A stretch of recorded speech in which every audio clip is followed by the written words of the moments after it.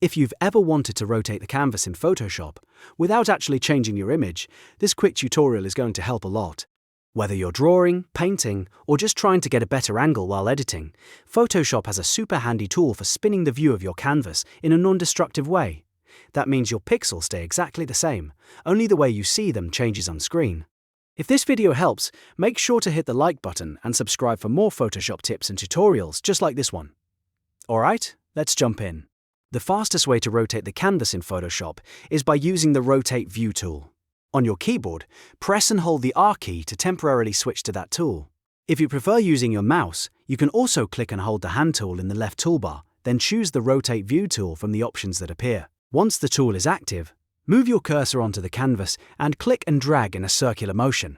As you drag, you'll see the canvas spin freely to whatever angle feels best for you. This is especially useful if you're sketching, painting, retouching, or working on detailed designs where a different viewing angle makes everything easier.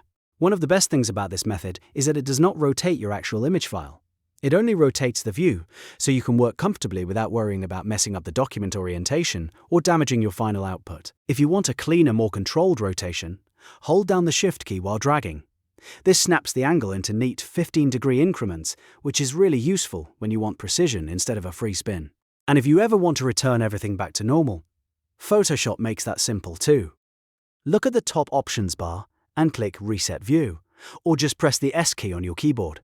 That instantly snaps the canvas back to its straight default position. So that's how to rotate the canvas in Photoshop the easy way. It's fast, it's non-destructive, and it can make a huge difference in your workflow, especially if you spend a lot of time drawing or editing by hand. If this tutorial was helpful, please like, subscribe and turn on notifications for more Photoshop tips, tricks, and beginner-friendly tutorials.